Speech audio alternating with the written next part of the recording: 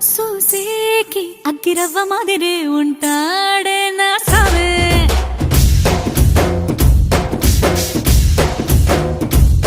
మెత్తాని పత్తి పువ్వుల మరే సంటో